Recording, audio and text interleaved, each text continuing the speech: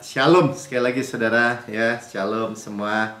Selamat malam ya, kita kembali boleh berkumpul dalam Bible study. Luar biasa ya, ini memang tidak sama dengan sistem dunia. Sistem dunia itu didrive kebanyakan oleh ketakutan, bahkan di-create gitu ya. Kalau ada orang bilang misalnya di manajemen ada manajemen konflik, di-create stres, di-create itu artinya diciptakan suasana stres, suasana khawatir, suasana ketakutan supaya orang bekerja gitu. Nah, itu sistem dunia. Kita nggak memakai sistem itu ya. Yesus nggak memberikan roh ketakutan gitu ya, tapi Roh Kudus yang disebutnya roh kasih ya, kasih yang sempurna. Nah, itu kasih yang sempurna melenyapkan ketakutan. Kita udah dengar di minggu lalu ya. Jadi itulah kalau kita udah mantep ya, mantep gini, oh berarti pikiran The Power of Right Believing, kan bukunya kita belajar ini udah bab 10 bagian 2 ya. The Power of Right Believing. Jadi percaya benar itu ada powernya. Nah, jadi kalau orang dunia bilang percaya positif, itu aja mencapai sesuatu. Ya, kalau kita dengar banyak motivator-motivator kan, Mario Tegula atau siapa, ya mereka menyampaikan pikiran positif, pikiran positif. Tapi kalau itu dari diri sendiri, tetap ada batasnya. Poinnya itu. Ya, tetapi kalau kita memiliki right believing, percaya benar, sama-sama katakan percaya benar. Percaya benar pasti menghasilkan kehidupan benar. Jadi ada kepastian. Kata pasti itu penting. Pasti. Kenapa? Karena sudah dibayar. Nah, secara implikasinya, secara langsung, kita bebas dari ketakutan. Ya, karena percaya benar sudah dibayar. Bebas dari ketakutan, rasa bersalah bahkan. Karena kadang-kadang ketakutan atau kekhawatiran atau yang menghantui orang terus-menerus itu karena ada rasa bersalah. Wah, salah sih saya dulu. Saya malas sih dulu. Saya bodoh atau gimana lah. Ada beberapa orang bilang, ya saya begini, saya begitu. Ya pokoknya ada aja gitu. Pak, rasa bersalah harus ada dong supaya orang bertobat. Enggak, saudara. Kebaikan Tuhanlah yang membuat orang bertobat. Firman bilang begitu. The goodness of God leads to repentance. Dan repentance-nya itu artinya change our mind. Berubah cara berpikirnya. Dari berpikir yang salah tentang Tuhan khususnya menjadi pemikiran yang benar. Makanya kita uji. Kita boleh diskusi sampai tajam di sini. Apakah Tuhan masih mengejar dosa? Apakah Tuhan masih memburu dosa? Apakah Tuhan masih menghukum? Ayo kita bereskan. Mari kita diskusikan kalau memang masih belum yakin gitu ya. Apa Tuhan masih duduk di tahta? Mata Tuhan menjelajah seluruh bumi, cari-cari anak-anaknya mana nih? Wah, si Melki ini bikin salah lagi, pentung. Wah, bikin celaka atau bikin kena wabah, kena anaknya mati atau kena sakit. Enggak, saudara. Ya, kita udah harus settle tuh. Di surga nggak ada supply penyakit, kecelakaan, wabah. Tapi kan dunia ini menyodorkan, bahkan melalui agama-agama menyodorkan. Ya, kalau indah, alam indah, semesta lagi indah, lihat gunung-gunung, lihat bunga-bunga, lihat pohon-pohon yang bagus. Wah, ini Mother Nature, katanya Mother Nature, betapa indahnya ciptaan Mother Nature. Mother Nature. Tapi kalau misalnya kayak kemarin di Turki terjadi apa? Gempa bumi 7,8 skala Richter. Wah, yang hancur, yang mati banyak. Nanti ada di Papua, nanti ada tsunami, nanti di sana di sini ada hal-hal yang buruk. Disebutnya apa? Oh, Tuhan tuh, dihukum Tuhan tuh. Murka tuh Tuhan. Jadi kalau yang buruk Tuhan gitu. Nggak terbalik, saudara. Ya. Makanya sangat-sangat esensial kemenangan di dalam pikiran ini. Ya, jadi medan peperangan sama-sama kata. Medan peperangan itu di pikiran. Amin, ya. Jadi kita memenangkan peperangan dalam pikiran. Jadi kalau nanti kita kasih tahu caranya sederhana sekali memang. Ya, jadi tapi kita mesti sadar dulu. Jangan dipelihara gitu. Penghukuman lah, ketakutan lah. Dulu buku yang lalu kan ya, kita dengar stres, khawatir, stres di tubuhnya stres. Ya, kurang tidur, stres, kerja banyak, tekanan, deadline menekan, tubuhnya stres, jadi penyakit. Tapi dari pikiran juga khawatir. Aduh, takut ini. Ada orang dunia bilang apa tuh? Jadi apa? Punya pikiran, misalnya naik pesawat gitu, overthinking tuh. Ini pilotnya mabuk nggak ya? Belum apa-apa udah mikir gitu. Ini pesawatnya udah diservis belum? Nanti kalau rodanya nggak keluar gimana? Itu overthinking. Ada orang sampai begitu. Gelisah. Nggak ada apa-apa gelisah. Kenapa ya? Kok tumben nih hari ini tenang. Dia gelisah juga. Nggak ada apa-apa justru dia gelisah. Nah saudara, itulah sebenarnya yang Tuhan mau bebaskan. Tetapi medan, sekali lagi, medan peperangannya di pikiran. Ya kita juga settled, once and for all settled ya, bahwa Tuhan sudah memberikan kita kemenangan. Sama-sama katakan, saya lebih dari pemenang. Amin.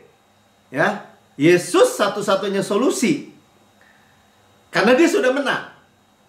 Kalau saudara atau manusia, ntar menang, ntar kalah. Makanya siklus kekalahan kan.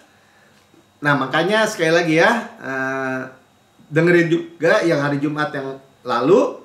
Itu menjadi dasar juga. Dan kita diteguhkan di 2 Korintus 10 ayat 5 ya. 2 Korintus 10 ayat 5.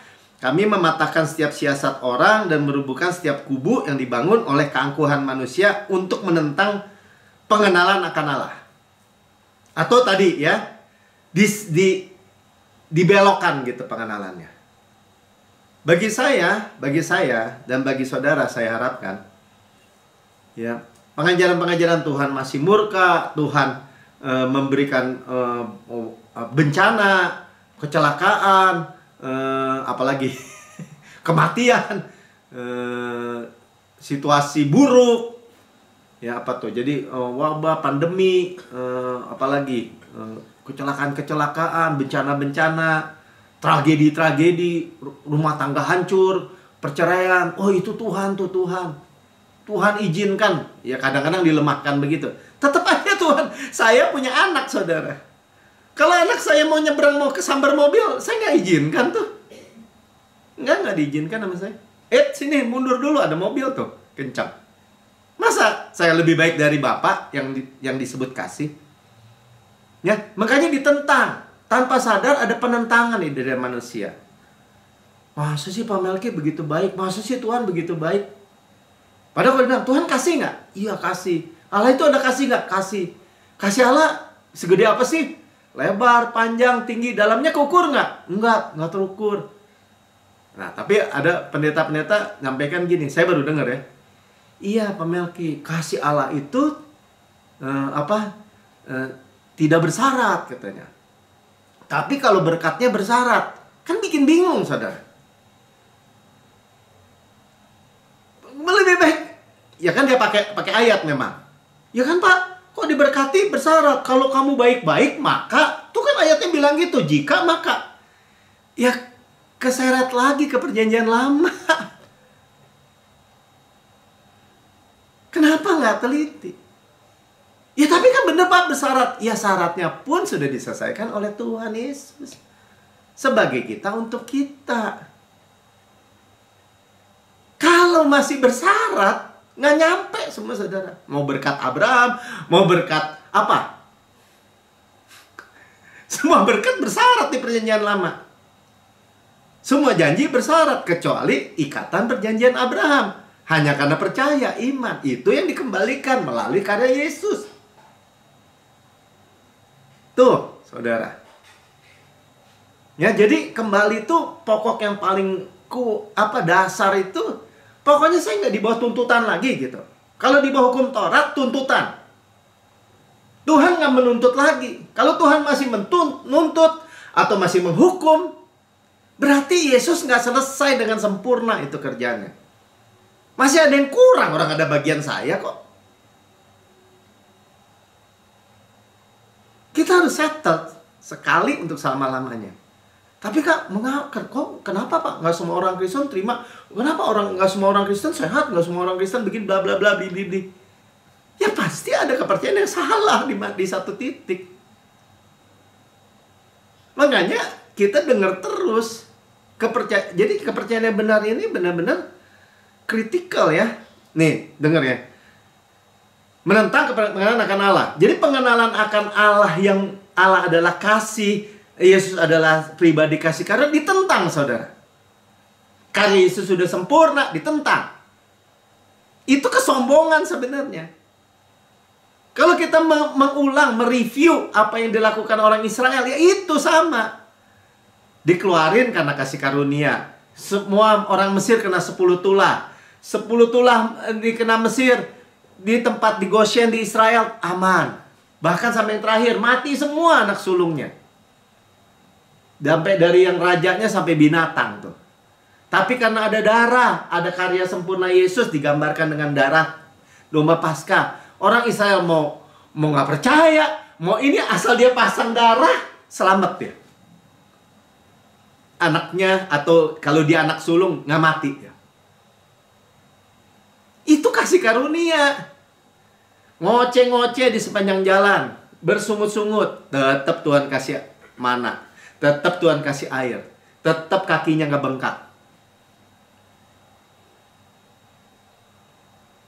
Jalannya nggak pincang. Yang bongkok-bongkok, yang udah tua, tegak lagi.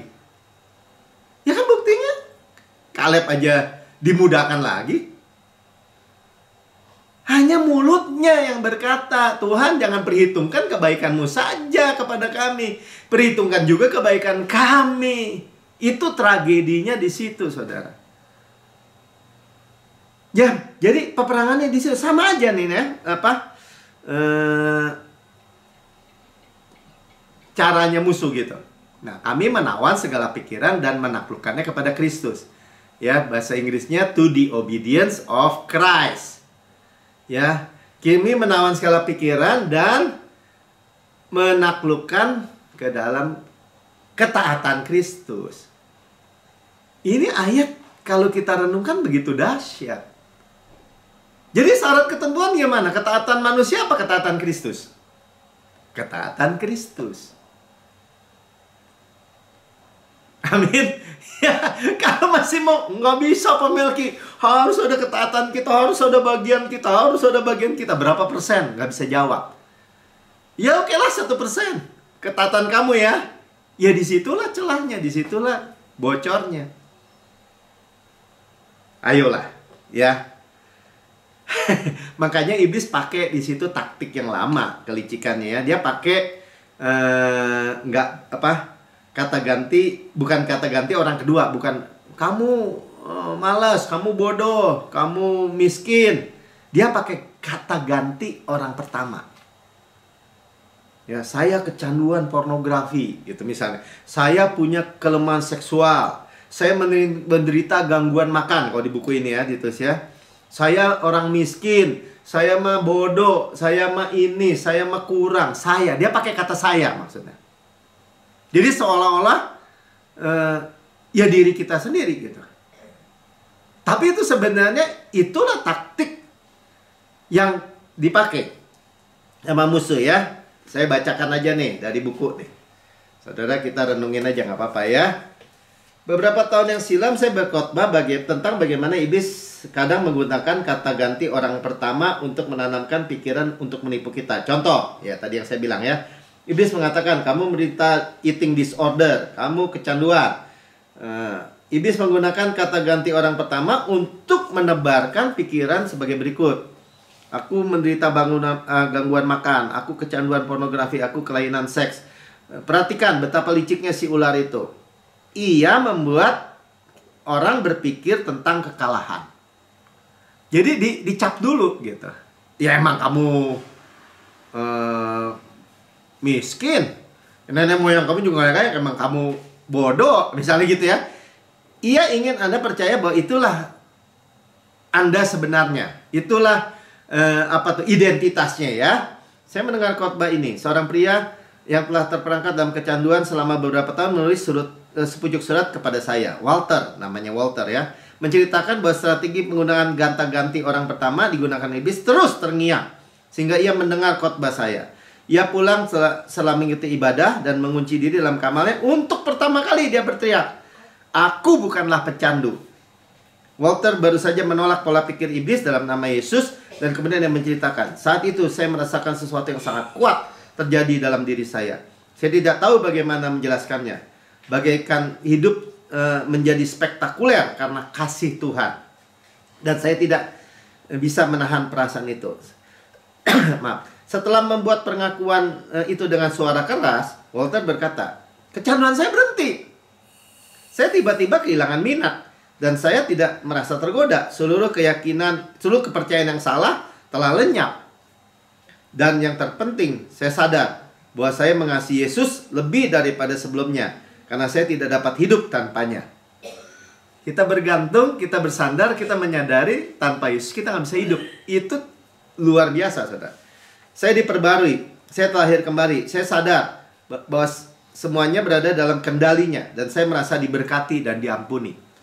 Wow, kesaksian yang luar biasa tentang kuasa Tuhan dan kebaikannya dalam hidup Walter. Dengan satu pernyataan saja, ia mematahkan ikatan mental yang dibentuk iblis selama bertahun-tahun. Begitu sederhana, saudara. Solusinya, itulah sesungguhnya kuasa kepercayaan benar. Power of right believing. Bila Anda mampu mengubah apa yang Anda percayai, Anda dapat mengubah hidup Anda seperti yang dialami Walter. Nah, adakah kebohongan yang tentang identitas Anda yang Anda yakini saat ini? Nah, pertanyaannya gitu kan. Patahkan kuasa kebohongan tersebut dengan menyatakan identitas Anda atau kedudukan Anda atau posisi kita di dalam Kristus. Sama-sama katakan kedudukan. Posisi. Ya, identitas tuh. As he is, so are we in this world. Misalnya, sebagaimana Yesus di surga, demikian saya di bumi sekarang ini. Pakai kata ganti pertama, saudara. Saya. Ya, saya anak yang paling dikasihi. Tiap hari saya katakan itu. Ya, saya telah diampuni. Saya adalah kebenaran Allah di dalam Kristus. Terlepas dari perbuatan saya tuh. Luar biasa ya. Saya diampuni, saya dibenarkan, saya kudus dalam Kristus. Tapi Pak, apa bukan munafik ngomong gitu? Enggak. Karena benar Yesus menjadi dosa. Yesus yang tidak punya dosa menjadi dosa karena dosa saudara dan saya. Itu kebenaran hadiah. Mantep mesti di situ. Ya, itulah status kedudukan benar kita. Absolut mutlak. Sama-sama katakan absolut mutlak. Itu namanya menawan pikiran, saudara. Dan menaklukkan kepada ketaatan Kristus. Ya, jangan mau lagi ditipu, saudara. Kalau itu ketipu nih gini. Kamu orang Kristen masih begini, masih begitu, masih begini. Sama di mimbar. Kalau Pak Melki gimana dong? Ya kalau saya sampaikan gini, saya stated nih, saya sampaikan. Saya hanya menyampaikan apa yang sangat benar, yang sangat benar di dalam diri saudara.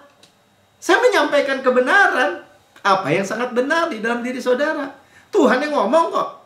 Kamu bangsa yang terpilih, kamu umat yang kudus, umat kepunyaan Allah. Kamu telah ditebus, kamu sudah diperdamaikan. Kan itu firmannya bilang begitu. Tapi nggak pakai tapi, saudara. Saya selalu bilang ya, kalau saya bilang ini, saya orang kudus, orang benar, saya kebenaran Allah di dalam Kristus. Tapi Pak, emangnya Bapak, nah, kalau udah pakai tapi berarti kalimat yang pertama itu salah. Padahal itu yang benar. Bahkan kita belajar di bab yang sebelumnya kan. Kasih karunia Tuhan itu nggak hilang ketika saudara gagal. Ada kasih karunia yang baru setiap pagi. Ada kasih karunia yang tersedia dalam setiap kegagalan kita. Enak dong Pak bikin dosa. Salah lagi berpikirnya. Nggak ada dosa yang enak. Ya, jelas ya. Jadi jawaban solusinya itu dari semua manipulasi atau taktik manipulasi iblis. Ya, tidak percaya diri, selalu terasa direndahkan, dilecehkan, benci diri sendiri, gangguan makan, penyimpangan-penyimpangan tadi seksual, pornografi, fobia tanpa alasan, fobia cicak, fobia kucing, fobia ayam, fobia segala macam. Kecanduan-kecanduan yang aneh-aneh. Tadi sampai sempat lihat orang ngelem gitu, kecanduan, buset dia beli Ibon gitu ya, sampai 5 kaleng ditiupin tuh kalau yang miskin-miskin ya. Hanya mau kecanduan ya narkoba lah, narkobanya itu. Atau bensin. Sampai gitu orang miskin juga ada. Karena kebelinya itu, nggak kebeli ekstasi misalnya. Tapi semua jawabannya sama. Kami menawan segala pikiran dan menaklukkannya kepada Kristus, to the obedience of Christ. Ya, kepada ketaatan Kristus. Ya, artinya menaklukkan semua hal-hal buruk itu sudah takluk. Dosa tidak berkuasa lagi kalau kita tidak hidup di bawah hukum Taurat, tetapi di bawah kasih karunia. Roma 6 ayat 14 ya. Dosa tidak berkuasa lagi, kata benda ya, termasuk kemiskinan tidak berkuasa lagi, kecanduan tidak berkuasa lagi, segala apa lagi? Penyakit tidak berkuasa lagi. Segala keburukan-keburukan tidak berkuasa lagi. Mulai dari apa? Mulai dari percaya, saudara. Kalau saya bilang, misalnya saya tahu gitu, kegagalan, kekurangan, kelemahan saya, dan saya bilang ini, kelemahan ini tidak berkuasa lagi, karena saya hidup di bawah kasih karunia. Kan mendeklarasikan firman, saudara. Ya tapi Pak, kita harus bertekad. Balik lagi. Kalau tekad saudara, upaya, usaha, perform saudara sendiri, kemanusiaan, itu di bawah hukum Taurat. Dosa berkuasa lagi malahan. Kalau pakai ayat ini. Disitulah paradoksnya, saudara. Di situ nggak mudahnya. Sampai nih ya, saya bacain kesaksian Pastor Prince ya. Bahkan penerjemah ini aja bisa salah nih. Saya bacain dulu ya. Dari halaman 104 nih. Ketika saya baru saja menjadi orang percaya, saya diajarkan bahwa tanggung jawab saya adalah membawa setiap pikiran dan menaklukkan kepada Kristus. Saya mencoba menggumuli selama bertahun-tahun. Tapi akhirnya saya mengalami tekanan mental. Jadi kalau ya diajarkan tanggung jawab saya membawa pikiran kita kepada menaklukkan kepada Kristus nih ya. Jadi kalau pikirannya nggak benar, ya taklukkan kepada Kristus. Kita yang berusaha. Ini emang tipis-tipis nih, karena pakai ayat ini bisa pengertiannya beda. Sekarang kita uji sama-sama. Dan rasa bersalah yang lebih besar, tak seorang pun dapat menaklukkan setiap pikiran yang datang ke benaknya untuk mematuhi Kristus. Mematuhi ketaatan ya. Suatu hari Tuhan membuka mata saya untuk melihat apa yang sebenarnya ia katakan dalam ayat ini. Bayangin ya. Ia berkata, "Nak, tetaplah selalu memfokuskan pikiranmu untuk taat kepada Kristus." Ini terjemahannya bisa salah nih, lihat ya. Dan itu akan menjadi senjata yang berkuasa untuk merobohkan ikatan iblis dalam pikiranmu. Ketika Yesus mengatakannya, cahaya bagaikan menyala di benak saya. Saya baca bahasa Inggrisnya nih. Bahasa Inggrisnya artinya bukan terjemahan ya, yang asli ya.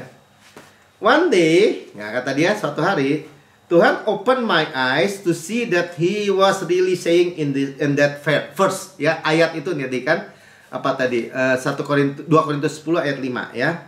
Son, keep your focus ya, tetap fokus saudara Anda dan your thought always on the obedience of Christ. Ya, tadi diterjemahkan karena pakai bahasa Indonesia, mungkin Alkitab Indonesia juga ya. Nggak ada kata taatnya memang.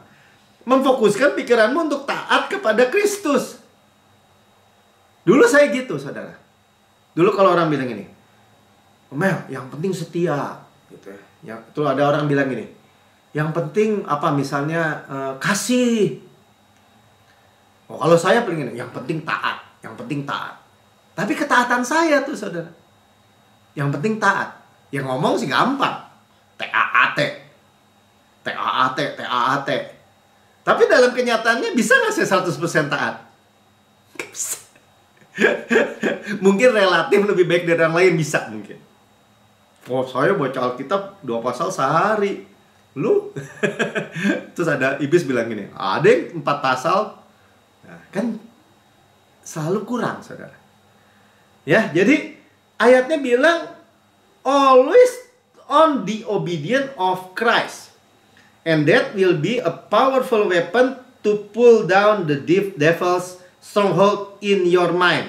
Nah, itu baru dikatakan menjadi senjata yang berkuasa untuk merobohkan stronghold, ya, benteng-benteng iblis dalam pikiran kita. Ini terjemahannya aja bisa salah, saudara. Gak gampang ini, ya. Ini aslinya bilang apa? Kita taklukkan kepada ketaatan Kristus, udah gampang aja. Karena di Alkitab kita emang nggak ada sih ketaatan Kristusnya, ya. Nggak ada, ya. Sebentar ini saya balik dulu, ya.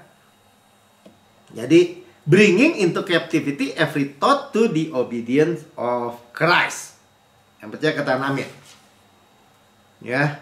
Jadi fokus pikiran kita selalu pada ketaatan Kristus. Kalau orang tanya, maksudnya?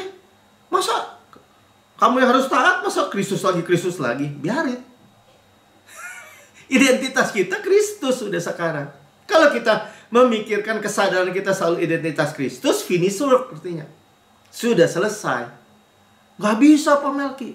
Dulu saya selalu, nih emang gak gampang. Dia bilang, Pak Pendeta, saya ngomong sama dulu pendeta teman saya.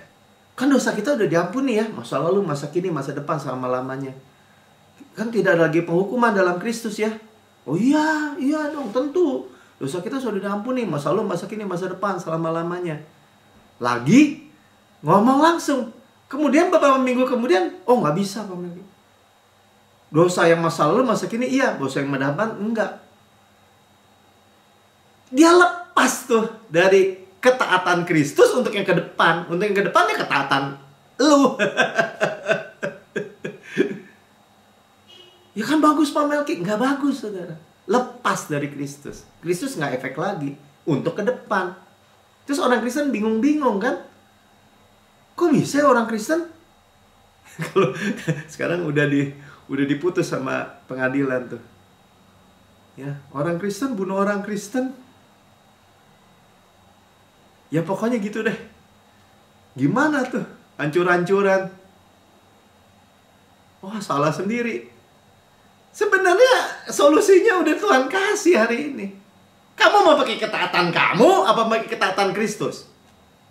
Sekarang kita bilang, oke, pakai ketaatan Kristus. Kan firmannya bilang gitu, ya. Ya, menaklukkan segala pikiran tadi, imajinasi di pikiran kita kepada ketaatan Kristus. Ayatnya bilang gitu, oke, setuju, Pak. Prakteknya gimana?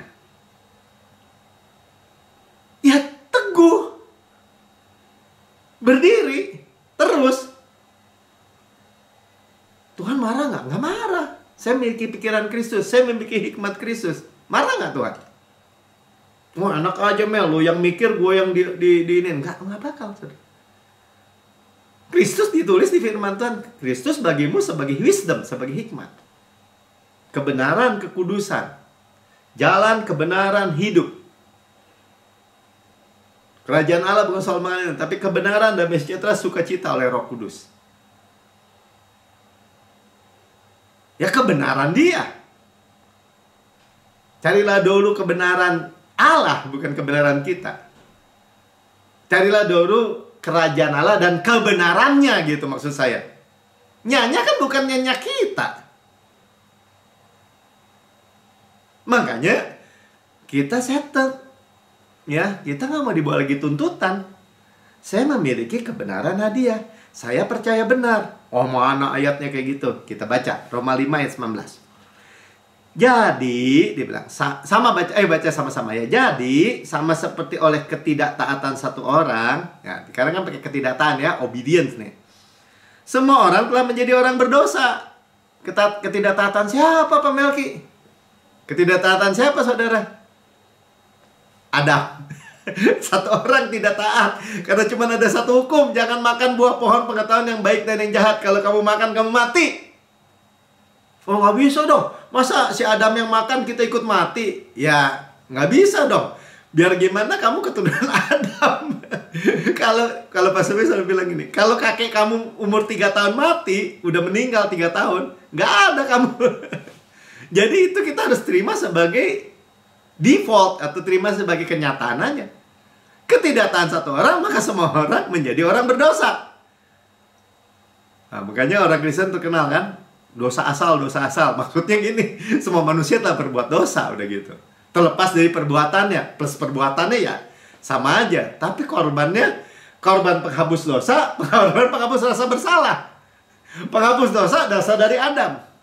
Penghapus rasa bersalah buat kamu sendiri, kamu yang bikin sendiri. Ya, demikian pula oleh ketaatan satu orang. Sama-sama katakan ketaatan satu orang. Semua orang menjadi orang benar. Ketaatan siapa, saudara? 2 Korintus 10 ayat 5 tadi kan, ketaatan Kristus. Jadi apakah yang disampaikan oleh saya sampaikan kabar baik ini ngaco gitu? Saudara mau menang mau kalah? Kan pertanyaannya gitu. Kalau mau menang, ketaatan Kristus. Kalau mau pakai ketaatan manusia, ya ketaatan pendetanya atau bahkan pasti kalah. Karena sudah kalah. Yang menang itu Kristus. Ya tapi kan kita lebih dari pemenang di dalam Kristus. Amin. Ya tapi kan, nggak pakai tapi-tapi, saudara. Lepas dari Kristus. Kristus kalau nggak efek, kalau mengharapkan kebenaran dari hukum Taurat. Kebenaran sendiri. Enggak, kebenaran iman. Ya imannya jangan salah dong. Kebenaran iman adalah kebenaran hadiah. Amin. Ya, jadi hukum Taurat itu tuntutan. Fokusnya kepada orang berdosa yang bangkrut. Ya, tuntutan kepada orang berdosa yang bangkrut. Saudara sama aja, semua manusia telah berbuat dosa dan telah kehilangan kemuliaan Allah. Roma 3 ayat 23, ya. Semua udah hilang, di mata Tuhan nggak ada yang nggak berdosa. Terus dituntut lagi. Kamu udah dikasih Roh Kudus, udah dimodalin Pak Melki. Makanya sekarang bisa taat. Ya Roh Kudus hanya memberitakan Kristus, bukan saudara. Bukannya Melki, bukannya Pastor Prince. Bukannya Pak Budi, bukannya Pak Evelyn. Bukan. Balik lagi kepada ketaatan Kristus. Kalau kayak saya pun atau Pastor Prince atau siapapun tidak menaklukkan diri kepada ketaatan Kristus, ya orang berdosa juga, saudara. Itulah kasih karunia, itulah supply, itulah kedudukan yang sama dengan Kristus. Wah, implikasinya memang luar biasa sih. Ya ini mungkin menjadi juga salah satu yang menjadi nggak mudah ya untuk orang percaya. Makanya orang tuh bilang, iya kasih karunia tuh keselamatan tuh cuma-cuma Pak Melki. Cuman kalau berkat bersyarat ketika syarat ketentuan berlaku. Ya, kapan diberkatinya kalau begitu? Salah terus, saudara. Salah satu, salah semua. Ya, cincai lah Tuhan juga. Ya kalau 90% kan kalau kita kuliah juga nilainya nggak 100, 90 juga masih naik. 80 juga naik, 60 juga naik. Ya kalau ujian sekolah, saudara. Ada KKM-nya. Tanya dong KKM-nya ke Alkitab berapa? Salah satu, salah semua. Hanya ada 0 dan 100. Mana ayatnya? Baca aja Yakobus 2 ayat 10 nanti di rumah. Ya. Jadi ketidaktaatan Adam. Ketidaktaatan Adam sadar dosa, sadar penghakiman. Itu indikasinya, saudara. Jadi kalau saudara masih hidup dengan sadar penghakiman, sadar dosa, hati nurani saudara selalu gini. Ah, saya salah nih. Waduh, terhukum aja gitu. Pendakwaan, dakwa gitu. Saudara, suka nggak suka, masih belum sempurna dalam kasih. Sebenarnya ayatnya bilang gitu. Kan ketakutan itu mengandung hukuman. Jadi gimana dong? Ya lempar kepada Kristus. Ya, jadi ketaatan Kristus. Nah, itulah paling gampang lah kata-kata itulah. Ketaatan Kristus. Ngerti nggak ngerti ketaatan Kristus. Sadar akan pengampunan dan kebenaran hadiah. Sama-sama kan sadar pengampunan. Saya adalah kebenaran dalam Kristus. Misalnya itu sadar pengampunan. Segala dosa saya sudah diampuni. Saya dibenarkan sepenuhnya. Saya kudus di dalam Kristus. Benar di dalam Kristus. Terlepas dari perbuatan. Ngaco Pak Melki, sesat. Terserah. Menurut agama memang kita sesat. Tapi Yesus nggak bawa agama. Yesus Kristus adalah juru selamat. Saya tadi kemarin nulis tuh di Facebook. Ya, karena orang bilang teladani Yesus. Itu kayaknya keren banget. Ya, kita nggak bisa meneladani Kristus. Kristus itu bukan memberikan teladan buat kita. Kristus itu adalah juru selamat. Ya tapi kan bener dong Pak, kita meneladani kasih Kristus, kebaikan. Ya masalahnya saudara nggak bisa. Kalau saudara dan saya bisa menanggung semua hukum Taurat, semua penghukuman, semua salib itu tuh ya, digambarkan di salib satu total jenderal. Ya ngapain Yesus perlu turun ke bumi? Ya urus aja sendiri. Jadi apa dong Pak Melki? Kebenaran hadiah itu adalah ketaatan iman sebenarnya. Ketaatan terima. Nih bukti-bukti ya, Roma 16 ayat 26. Supaya make sure ya. Jadi memang sih ketika kita terima ketaatan tadi ya, to the obedience of Christ, jangan takut saudara, jangan takut jadi liar, jangan takut jadi izin berbuat dosa, jangan takut jadi cheap grace atau apapun. Itu nonsense semua. Baca ayat ini. Tetapi yang sekarang telah dinyatakan, yang telah menurut apa? Yang menurut perintah Allah yang abadi. Ya, apa itu isinya? Telah diberitakan oleh kitab para nabi kepada semua bangsa untuk membimbing mereka kepada ketaatan iman. Nggak bisa Pak, iman tanpa perbuatan mati. Ya perbuatannya apa? Jangan lupa bahwa dosa saudara sudah diampuni. Itu perbuatannya di Yakobus itu. Ayolah. Bukan ketaatan perbuatan, saudara, ketaatan iman. Apa itu Pak? Artinya ketaatan iman. Iman adalah tangan yang terbuka menerima. Saya menerima karya Yesus yang sempurna di kayu salib. Saya menerima ketaatan Kristus, bukan ketaatan saya. Saya terima kasih Kristus, saya terima sukacita Kristus. Saya terima berkat, terima semua janji-janji yang Tuhan sudah selesaikan di kayu salib. Nggak bisa Pak. Tetap iman tanpa perbuatan mati. Baca lagi Roma 1 ayat 17. Sebab di dalamnya nyata kebenaran Allah. Apa kebenaran Allah?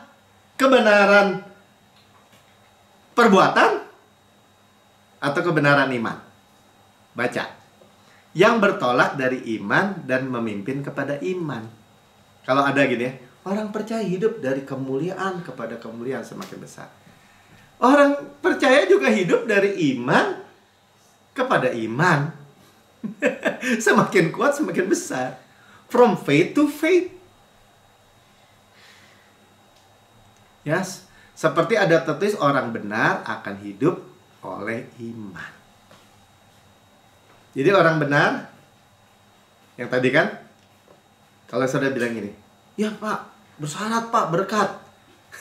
Berkat Tuhan bersyarat, kasih Tuhan nggak bersyarat. Tapi kalau berkat Tuhan bersyarat, ada syarat ketentuan berlaku. Syaratnya apa? Ya harus benar kan? Orang benar baru diberkati. Saya orang benar. Karena saya memiliki kebenaran Kristus, absolut mutlak. Paham? Ya, jadi ini bukan mengada-ngada. Ya. Ketaatan iman, hidup oleh iman. Ya. Jadi kata iman betul, kalau di perjanjian lama taat dulu baru berkat. Ya. Usaha upaya perform diri dulu baru berkat. Tapi di perjanjian baru kasih karunia, di bawah kasih karunia under grace, berkat Tuhan dulu. Taat buahnya, saudara. Ya karena berkatnya termasuk apa? Termasuk berkat keluarga, termasuk hidup dalam damai sejahtera, hidup dalam sukacita, berperilaku terhormat di dalam masyarakat, di dalam sudut kehidupan, pelayanan apapun. Melalui apa? Melalui ketaatan Kristus tetap. Jadi kalau orang bilang ini, baik itu orang Kristen ya, bukan saya. Karena suplai Tuhan. Karena ketaatan Kristus. Itu saudara, kalau saudara bisa menangkap itu, iblis nggak bisa menang. Nah, karena iblis mainnya tuh tadi kan, dia nggak main fair ya. Dia nggak ada fair play dia. Ya. Jadi iblis tuh selalu lemparin gitu, bahwa orang tuh merasa kotor, busuk, cemar, nggak layak, pikiran-pikiran menjijikan, ya, dia terus cari-cari kesalahan, ya, sehingga orang tuh kecil hati, hancur, stres, dia tuduh, ya, saudara aja, saya di dalam Kristus, Yesus di dalam saya, Yesus kekudusan saya, Yesus kesalehan saya, Yesus kebenaran saya, Yesus hikmat saya, Yesus ketaatan saya adalah kebenaran Allah dalam Kristus. Yang penting perkataan deklarasikan kebenaran. Saya memiliki kesehatan Kristus. Saya memiliki tubuh berkualitas. Hidup berkualitas. Kemarin aja saya keceklik. Keceklik itu apa? Terkilir lagi lari. Tetapnya saya bilang, diampuni segala dosa saya, disembuhkan saya dari segala penyakit, ditebus dari segala kerusakan. Saya bilang ini, ditebus dari segala kerusakan. Berarti kalaupun sakit sekarang, ya, ditebus dari segala kerusakan ini ditebus oleh Yesus 120%. Lebih baik sebelum misalnya apa tadi? Terkilir.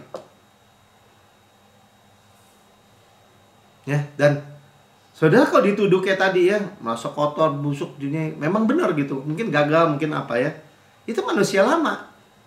Saudara bukan dengan pede ya, dengan PY, dengan percaya Yesus, itu bukan saya. It is not me. Itu old man, sudah mati. Saya ciptaan baru. Fokus kepada ketaatan Kristus lagi. Sempurna dalam Kristus. Inilah artinya, saudara. Inilah artinya menawan segala pikiran dan menaklukkan kepada obedience of Christ. Haleluya, ya. Saya menutup, saya bacakan lagi halaman 168. Ya. Mana? Sebagai penutup ya. Ini kesaksian, kali ini kesaksian. Mana dia tuh? 68. Jadi bukan gak ada buahnya, saudara. Ya, apa yang kita bicarakan ini paling gampang kan? Ini ajaran benar gak sih? Ya lihat buahnya, udah gitu aja. Lihat buahnya aja. Scott dari Florida menulis kepada tim saya untuk berbagi kesaksian yang sangat menggembirakan. Ya, ini fokus kepada ketaatan Kristus ya. Saya dilahirkan dan dibesarkan dalam gereja ya, dan sudah menjadi orang Kristen sepanjang hidup saya. Jadi lahir Kristen. Namun saya bergumul untuk mengikuti hukum Taurat yang telah diajarkan. Dan saya senantiasa takut mengecewakan Tuhan. Takut ya. Jadi drive-nya takut. Semakin saya mencoba menjadi orang Kristen yang saleh, saya semakin merasa bersalah. Saya bergumul dengan pornografi dan suka melihat situs-situs dewasa 2 kali sehari. Selain merusak komputer, saya telah berusaha melakukan apapun menghilangkan kebiasaan itu, tetapi masih gagal. Sampai dirusakin tuh komputernya. Akibatnya saya menarik diri dari gereja. Dan karena saya merasa bersalah, malu, dan tidak berguna. Suatu hari bibi saya memperkenalkan saya kepada ajaran-ajaran atau pengajaran Pastor Prince.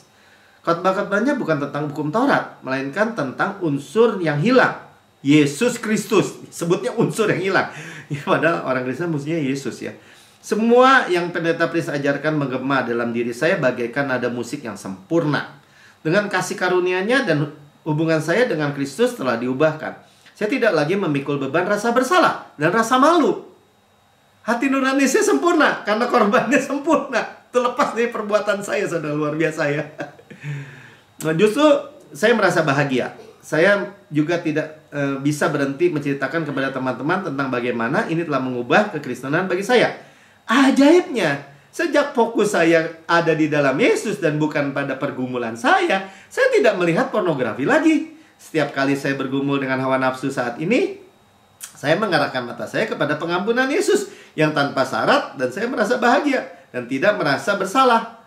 Yesus telah membasuh saya dari kecanduan dan saya merasa kagum. Terima kasih Pendeta Prince karena membawa kehidupan dan sukacita baru ke dalam perjalanan saya bersama-sama dengan Tuhan. Saya merasa diubahkan, bahagia, diberkati, dan banyak lagi. Puji Tuhan. Nah, kata Pastor Ben ya, saat membaca surat ini saya merasa terharu ketika Scott mengisahkan unsur yang hilang adalah Yesus Kristus. Begitu Scott mulai memiliki keyakinan yang benar tentang Yesus, begitu ia mulai berfokus pada ketaatan Kristus bukan kepada ketidaktaatannya sendiri, ia mengalami terobosan yang luar biasa. Haleluya.